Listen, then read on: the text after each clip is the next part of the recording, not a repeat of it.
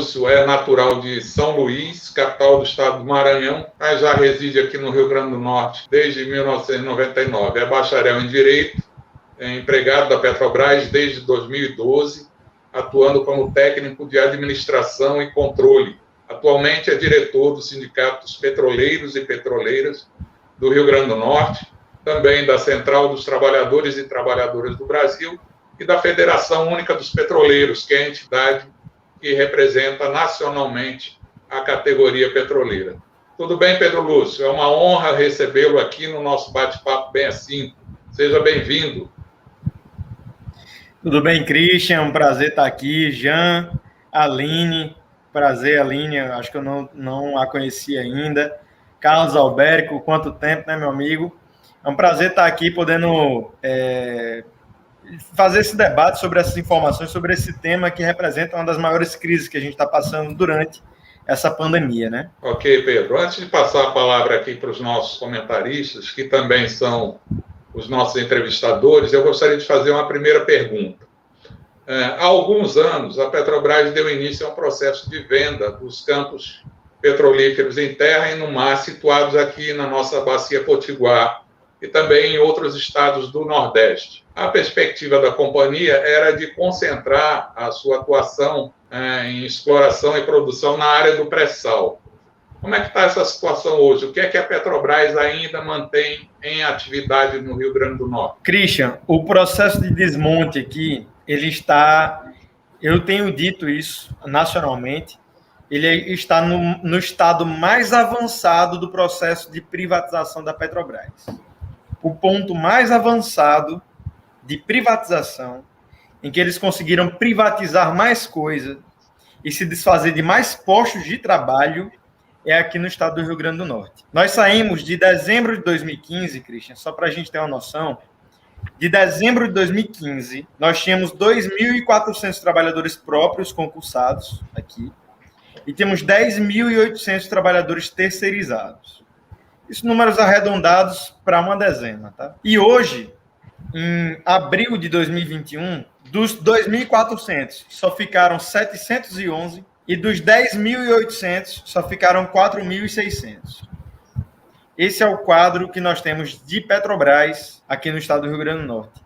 Então, para além do que ela vendeu ou está vendendo, porque efetivamente ela vendeu pouco, considerando o total, ela vendeu pouco. Ela vendeu Riacho da Forquilha e Macau, representavam ali 25% da produção total. Porém, o desmonte, o deslocamento de funcionários, a extinção de postos de trabalho foi muito superior a isso, né? E aí ela está nesse processo de venda do restante dessas áreas. Ela tem uma dificuldade de vender essas áreas, Christian, não é por outro motivo. É uma coisa que nós já falávamos anteriormente. A iniciativa privada não tem capacidade própria, sozinha, sem auxílio, de assumir as instalações da Petrobras. Nós temos a Petrobras em um patamar e tem um vácuo de empresas de médio porte no Brasil. A realidade da indústria petrolífera brasileira é essa. Nós temos um vácuo de empresas de médio porte. Isso se dá porque o monopólio do petróleo foi quebrado há 20 anos, 25 anos atrás. E ainda não foi possível de constituir uma indústria privada pujante que possa, porventura, em casos pontuais, substituir o papel da Petrobras. Isso não existe no Brasil. Então, essa dificuldade de venda decorre disso. E aí acabam se criando os artifícios ou empresas aventureiras para assumir campos que são da Petrobras e são de altíssima importância. Então, esse é o quadro que nós estamos vivendo hoje. Isso eu digo, Christian, só para finalizar essa primeira parte, porque existe um campo do mar aqui do Rio Grande do Norte que foi colocado à venda em 2017, junto com Riacho da Forquilha, Macau e Fazenda Belém. Esse campo do mar foi colocado à venda em 2017. Já foram anunciados novos campos a serem vendidos, que é o Canto do Amaro, Alto Rodrigues e Guamaré. E o Campo do Mar ainda não foi comprado por ninguém, né? Então, isso, inclusive, é um dos argumentos que a gente utiliza para colocar, evidenciar o quanto esse processo está sendo feito de forma assodada, apressada e irresponsável. E um dos principais argumentos era que a Petrobras precisava centrar fogo no pré-sal, centralizar seus investimentos no pré-sal, e para isso ela precisava desinvestir, vender algumas áreas, para poder investir no pré-sal. A verdade é que a venda dos campos no Rio Grande do Norte não impacta em nada no investimento no pré-sal. Primeiro porque são valores muito distantes. No Rio Grande do Norte você fala de 1 bilhão, 2 bilhões. No pré-sal você tem cifras mais de 100 bilhões. São outras cifras. E o segundo motivo é que o pré-sal ele se financia por si próprio. O pré-sal não precisa vender o Rio Grande do Norte para fazer o pré-sal. O pré-sal é um composto já reconhecido. É uma reserva provada e recuperável. O pré-sal financia-se por si próprio. Então, se vamos falar, o que está acontecendo, na verdade, é um projeto ideológico. Eles têm fetiche de poder dizer que vão sair não só do Rio Grande do Norte, mas vão sair da Bahia, do Ceará, do Sergipe, do Alagoas, do Amazonas, do Maranhão. Eles vão sair do Nordeste brasileiro, do Norte brasileiro e até de áreas do Sul do Brasil, para centralizar ali no eixo Rio, São Paulo e Espírito Santo. Essa é a realidade da Petrobras. Eles querem virar um gabinete entre São Paulo, Rio de Janeiro e Espírito Santo. Sair da multinacional integrada que temos e tivemos há 5 anos atrás para um gabinete, uma sala num prédio comercial ou empresarial no Rio de Janeiro, em São Paulo e em Vitória. É isso que eles querem da Petrobras. Um escritório de exportação. Jean, a gente começa com você aqui, pode ficar à vontade para formular sua pergunta aqui para o Pedro Lúcio. Mestre Lúcio, coisa boa ouvido, viu? Você é professor. Eu acompanho suas postagens, seus comentários, e assim, eles são muito esclarecedores, tem uma didática muito, muito professoral. E aí, aproveitando essa sua técnica, vamos dizer assim, né, essas suas características, explica para a gente, no linguajar que as pessoas vão entender, por que a gasolina está 6,70 em Natal? 6,40, né? 6,50, 40, tem canto que é até 70. Primeiro eu vou fazer o parêntese, Jean, da realidade brasileira. A crise de combustíveis, eu tenho dito isso, ela é uma crise que assola o Brasil inteiro. Por mais que você tenha diferença de preços entre Natal, João Pessoa, Recife, Fortaleza, Rio de Janeiro, Acre, por mais que você tenha essa diferença de preço, afinal, somos um país continental, é uma crise que assola o Brasil inteiro. Em nenhum lugar, o valor da gasolina hoje é o mesmo de janeiro, trocando em outras palavras. Então, a crise nacional, ela acontece nacionalmente porque ela é decorrente de uma política nacional, uma política de preços da Petrobras.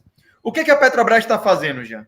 A Petrobras, ela simplesmente está convertendo o preço do barril internacional de petróleo de dólar para real e cobrando do brasileiro. O brasileiro está pagando em dólar um petróleo produzido no Brasil com mão de obra brasileira. Isso é um escândalo. Veja só, de janeiro para cá nós tivemos mais de 40% de reajuste no preço da gasolina. Vou citar aqui gasolina para tentar ser o mais didático possível. Mas a mesma coisa acontece com gás encanado, gás de cozinha, diesel, querosene de aviação, parafina, cera, pneu. A mesma coisa acontece com todos os subprodutos. Mas vou citar gasolina. De janeiro para cá, a gasolina já subiu mais de 40%. Jean, isso seria justificável se você tivesse um aumento no custo da produção. Se, por exemplo, você tem uma indústria e o seu custo de produção aumenta 40%, o seu custo do seu produto final também vai aumentar 40%. Esse aumento de custo da produção não aconteceu. Não houve aumento de salário. Nossos salários, pelo contrário, estão caindo. Estão sendo rebaixados e direitos estão sendo tirados da categoria petroleira, tanto própria quanto terceirizada. Não houve aumento de salários, não houve queda na produção, nossa produção está subindo, nós estamos batendo recorde no pré-sal. Não houve problemas nas refinarias, as nossas refinarias estão plenamente operantes. Então, a política de preços, que ela descola da realidade nacional para cobrar do trabalhador brasileiro, que está ganhando R$ 1.100, de um salário mínimo que já não dava e agora dá menos ainda, para cobrar desse trabalhador em dólar, ao mesmo tempo que o dólar, Jean, está disparando por pura incompetência da política econômica desse governo federal. Então você soma as duas coisas e vira esse barril de pólvora que nós estamos vendo hoje. E pior, ela é uma crise que se retroalimenta, Jean. Toda vez que o governo Bolsonaro é desmascarado, envolvido em escândalos de genocídio, de rachadinha, de peculato, corrupção passiva e ativa, de desvio de dinheiro na vacinação atrasada do Brasil, toda vez que o governo é pego envolvido nesses escândalos, o dólar vai subir mais. E quando o dólar subir mais, a partir dessa política de preços, vamos pagar a gasolina mais cara. E mais ainda, pelo atraso na vacinação, decorrente da incompetência desse governo em comprar vacina sem receber propina, porque para receber propina, aparentemente, eles são competentes. Mas a incompetência de comprar vacina sem receber propina, por essa incompetência, Jean, o mundo está vacinado. A China anunciou hoje que vacinou 1,4 bilhão de pessoas com a primeira dose. O mundo está vacinado e o mundo vai começar a botar sua indústria para rodar em cargas cada vez mais elevadas, enquanto que o Brasil está patinando com 18% de vacinados. Isso vai fazer a economia mundial descolar ainda mais da nossa, elevar ainda mais o dólar. Por isso, Jean, que em janeiro, eu falei lá que a gasolina em agosto ia chegar a 6,50. Em janeiro desse ano, eu falei que a gasolina ia chegar a 6,50. E agora, julho, eu estou falando que no final do ano nós vamos terminar. Se essa política for mantida, esse combo de políticas desastrosas forem mantidas, no final do ano nós vamos terminar com a gasolina a R$10. Esse é o futuro que espera para os potiguares. E também o gás de cozinha, o diesel, querosene de aviação, o preço do pneu, enfim, tudo isso vai subir na mesma proporção. Ok, Pedro. Aline, a bola agora está com você. Boa noite, Pedro. Prazer conhecer, lhe ouvir. Pedro, no auge da produção da Petrobras, o Brasil chegou a extrair aqui do território potiguar o equivalente a 120 mil, né, barris de petróleo por dia, somente em terra. Então, hoje, com a saída da Petrobras, como é que está essa produção e quais são os impactos da privatização dos campos em relação à geração de empregos e à arrecadação de tributos? Perfeito, Aline.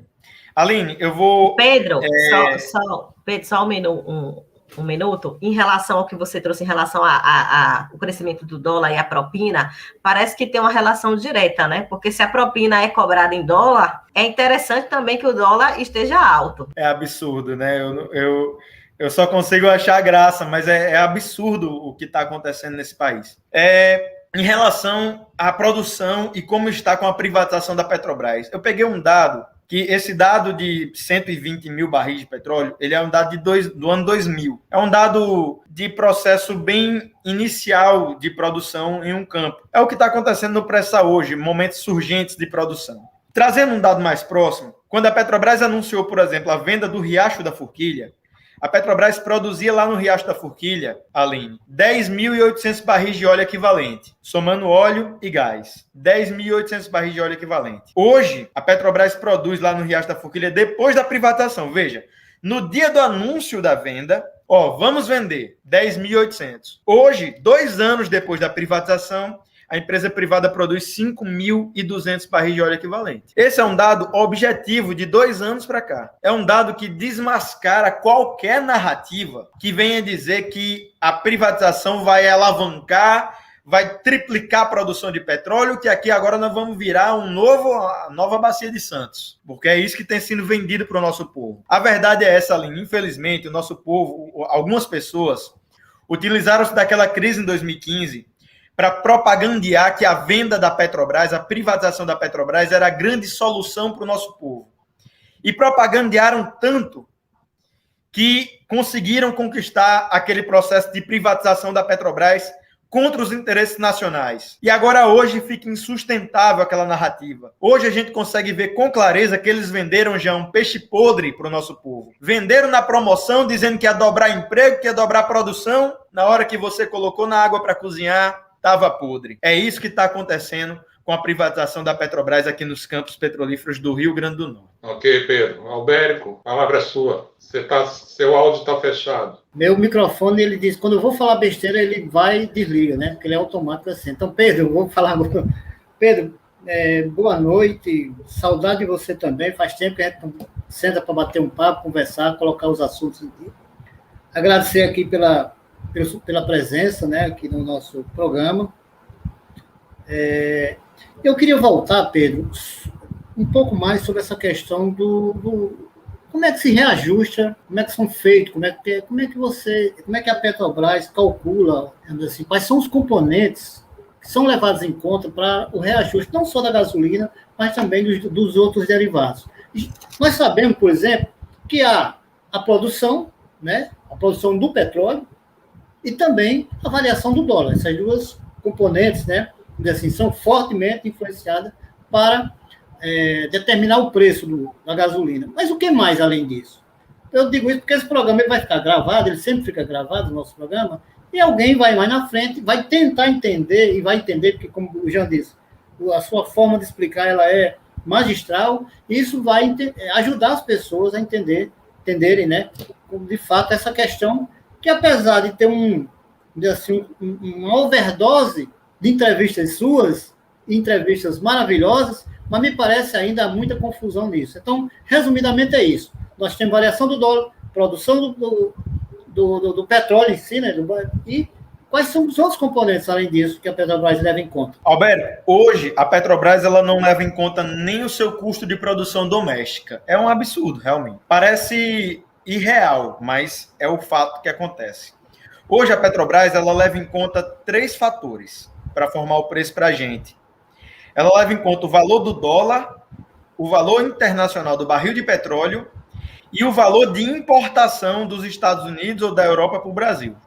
Ela considera esses 3 preços e cobra para a gente aqui em Guamaré um petróleo produzido pelos brasileiros, em solo brasileiro, refinado em refinaria brasileira, como se ele estivesse sendo importado do Texas ou de Portugal ou da Índia. Então, a política de preços atual da Petrobras é essa. Dólar, preço internacional do barril e importação. Qual que é a nossa solução para resolver essa crise? Nós demos. Essa política, Alberto, ela tem levado a Petrobras a deixar ociosa grande parte das suas refinarias. Hoje, enquanto a gente conversa, tem 75 milhões de litros, Aline. 75 milhões de litros parados de gasolina, parados na refinaria de Paulínia, lá em São Paulo. Enquanto a gente está pagando R$ 6,50, R$ 6,70 o litro da gasolina, como o Jean falou, tem 75 milhões de litros de gasolina parados lá na refinaria de Paulínia, em São Paulo, por causa dessa política de preços. Porque o preço foi tão elevado com o objetivo de não se tornar competitivo mais no mercado nacional. Então, tem gente conseguindo trazer de fora, a Shell, a Chevron, as importadoras estão conseguindo trazer de fora a gasolina para vender aqui por um preço mais barato do que a Petrobras cobra na sua refinaria. Veja só o absurdo. Então, a primeira solução, botar as refinarias para operar. Elas estão 30% a 40% paradas, Alberto. Bota a refinaria para operar. Se você tem a refinaria operando... Opa, deu uma queda generalizada aqui. É, verdade. Para todo mundo caiu. Bom, mas continuando, né? A Aline vai voltar? Vamos aguardar, mas você pode continuar, Pedro. Perfeito, continuando. Então, você tem a produtividade das refinarias. Bota a refinaria para operar, que mais mercadoria no mercado, o preço vai baixar.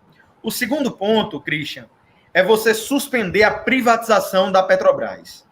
Se você manter a privatização da Petrobras, o comprador não vai ter mais compromisso com o povo brasileiro. E aí, Alberto, você falou nessa questão de que muita coisa ainda está no ar, não resolvida. Eu descobri nessas entrevistas que muita gente não sabe que a Petrobras é estatal. Muita gente não sabe que para entrar na Petrobras tem que fazer concurso público. Muita gente não sabe que a Petrobras, para contratar, tem que fazer licitação, né? Mas a Petrobras é uma empresa estatal, deve servir ao seu acionista majoritário, que é o Estado brasileiro, e, em última instância, a seu povo. Então, o segundo passo cancelar a privatização das refinarias. E o terceiro, Alberto, diretamente na sua pergunta, é alterar a política de preços da Petrobras para considerar o custo de produção interno da Petrobras na formação do preço. Se eu considerar esse custo de produção, eu tenho condições hoje de cobrar do brasileiro R$ 3,50 o litro da gasolina, garantindo ainda, Albérico, lucro para os acionistas e majoritários e minoritários e garantindo a rolagem da dívida para os investimentos das próximas décadas. Veja só, eu tenho condições de cobrar R$ 3,50 e garantir tudo isso. Eu não estou nem falando de uma política de total submissão da Petrobras ao interesse do povo, que isso é discutível. Não estou nem falando disso, eu estou falando garantindo o lucro do mercado financeiro também.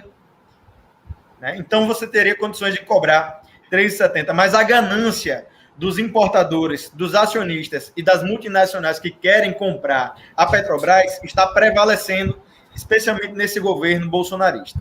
Ok, Pedro. Política essa, inclusive, que foi fixada, né, foi adotada pela Petrobras durante o governo Temer, né, há cerca de 5 anos, e que no final de 2016 o litro da gasolina estava oscilando nessa faixa aí, 3,80, 3,85. Mas, Pedro, é o seguinte, antes da nossa próxima pergunta, que será a última, né, cabe um esclarecimento. Uma das razões do nosso programa se chamar Bate-Papo 65 é porque ele tem 65 minutos de duração, certo?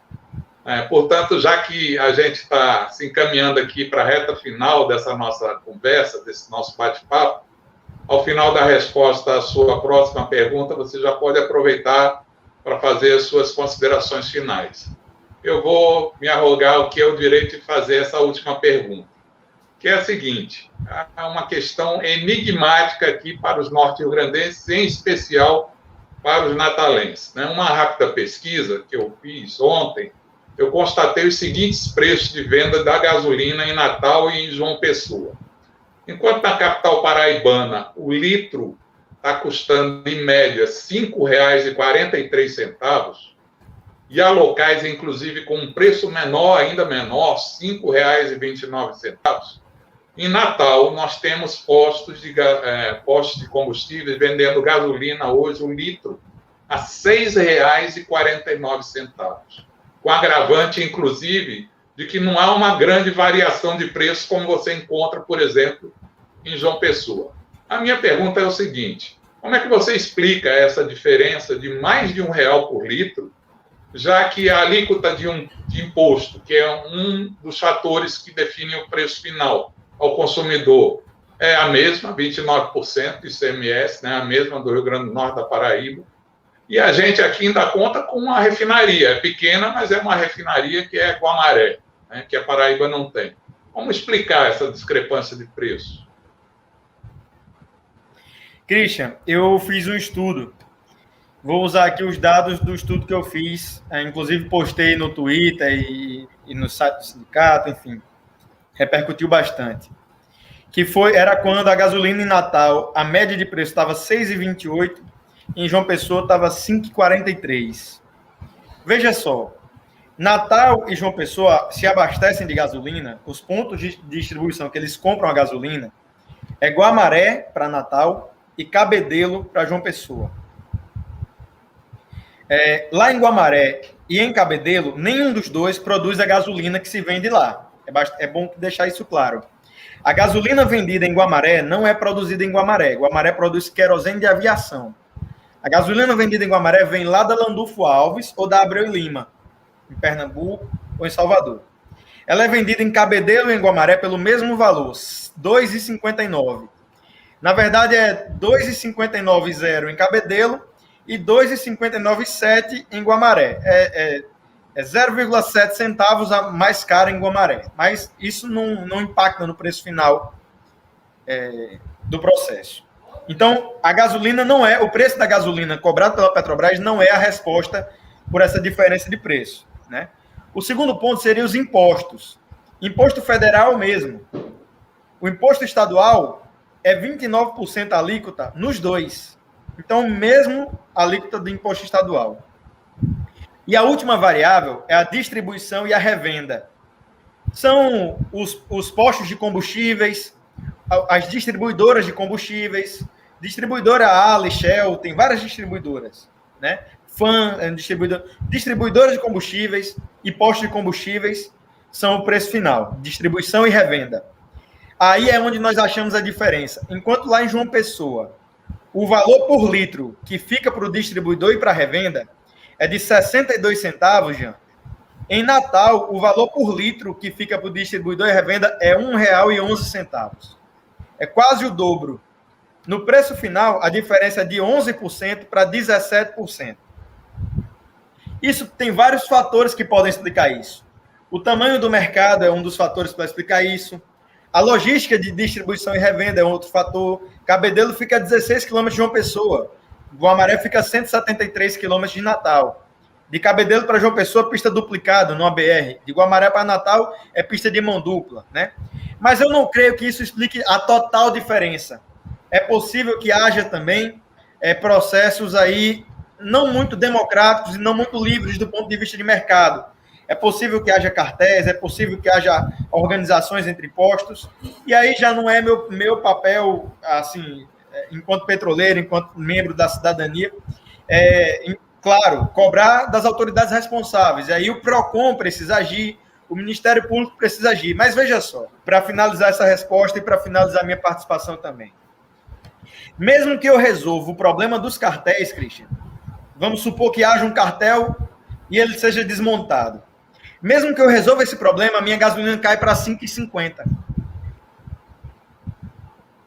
Mesmo que eu corte pela metade o ICMS, o imposto estadual, como foi proposta de algumas pessoas deslocadas aí, mesmo que eu corte pela metade, e para cortar pela metade o ICMS, é bom deixar claro, eu vou precisar demitir 30% do efetivo da Polícia Militar, junto com os carros, e vou precisar privatizar a UERN e a CAERN. Aí, assim, o governo do estado consegue cortar pela metade o ICMS da gasolina. Mesmo que eu tome essa medida drástica, a gasolina vai cair para 5,20, 5,30. Ainda não resolve o problema. O que é que pode fazer a gasolina baixar de novo para 3,70? Se eu não mexer em nada disso que eu falei antes, bastando a Petrobras atuando, cobrando um preço justo conforme o custo de produção nacional, a gasolina cai para 3,70. Por isso que eu digo categoricamente, a responsabilidade pelo preço da gasolina está a quase R$7 é de Jair Messias Bolsonaro, presidente do Brasil, e que está com a caneta na mão. Ele pode não querer estar com a caneta, ele pode não ter competência, como eu acho que não tem competência, mas é ele que está com a caneta na mão. E a solução, Christian, a gente já cansou de pedir para Bolsonaro apontar saídas, já apontamos várias saídas, já demos várias alternativas, já dialogamos de várias formas. Com o ex-presidente da Petrobras, com o atual, não há saída no governo Bolsonaro. A saída é a saída de Bolsonaro da presidência. Muito obrigado pelo espaço aqui. Albérico, Jean, Aline, um prazer, Christian. Estou sempre à disposição para a gente estar fazendo esse debate com os dados que a gente tiver. Tá bom? Muito obrigado em nome da categoria petroleira e do Sindipetro. Muito obrigado ao diretor do Sindipetro RN, da Central dos Trabalhadores e Trabalhadoras do Brasil, da Federação Única dos Petroleiros, Pedro Lúcio Góes. Pedro, foi um prazer tê-lo conosco, entrevista super esclarecedora e esperamos, de fato, poder contar com a sua presença em outras oportunidades.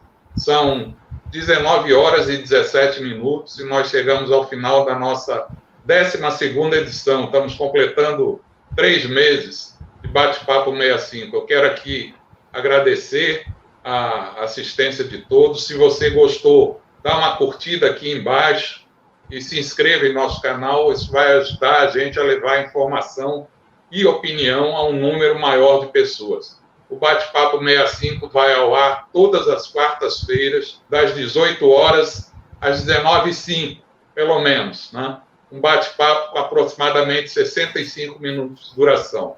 A gente conta com a sua audiência. Um abraço e se cuidem. Vida longa ao Bate-Papo 65.